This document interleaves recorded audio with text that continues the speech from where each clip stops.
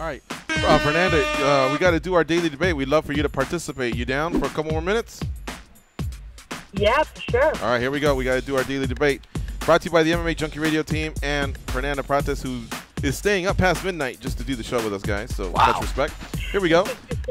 Today's daily debate for MMA Junkie Radio. After Marlon Moraes' pivotal bantamweight win over Rafael Assunção at #UFC Fortaleza, what's the next best move for 135-pound champ TJ Dillashaw? Your three choices, men and lady, is Dillashaw versus Moraes, Dillashaw Cejudo at 135, Dillashaw Cejudo at 125. Dan, lead off.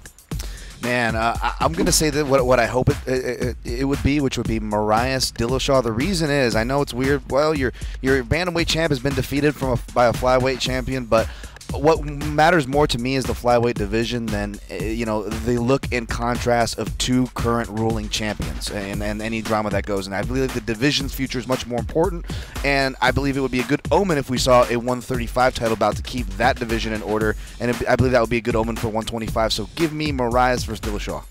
Moraes versus Dillashaw. All right, Fernanda, how about you?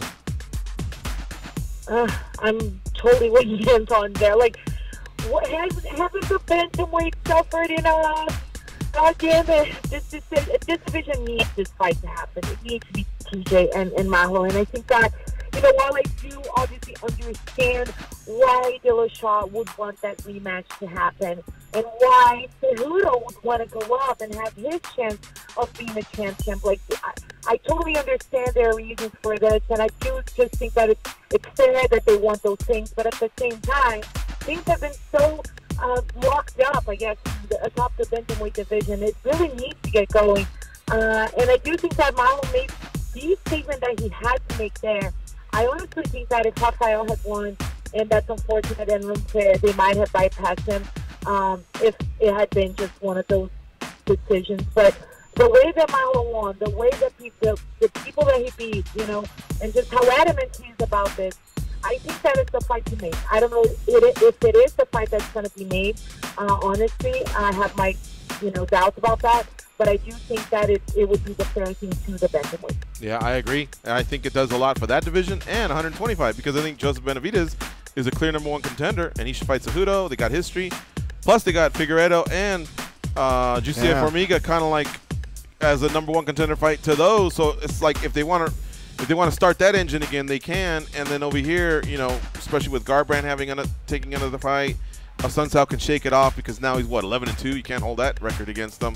I think both divisions can flourish. So I'm also on the side of Dillashaw versus Moraes. But Moraes is what put me over. Is he had the outstanding performance that he needed to. Now we all want to see it. How about you guys? He's the 135 champion, and they allotted him the opportunity to go down and fight for the 125 belt.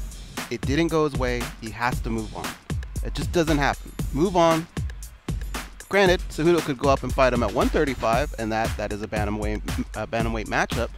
But Moraes' performance, not just what he did, but even when he took the mic and he called him out, all of that put together is enough to say this has to happen now. So why did 37% say Dillashaw Cejudo? Can anyone make the argument on behalf of those people? Because us four kind of, we're basically on the same side here, but what are they thinking? Like, what didn't they see about Moraes that they need to see Cejudo? Like, is it the whole champ versus champ thing is just too golden for people to pass up on? I had no idea. I mean, what do you do? Then they could be 1-1. What do you do then? Like, I mean, there's divisions for a reason, right? There's different belts for a reason. Let's just get back to being normal.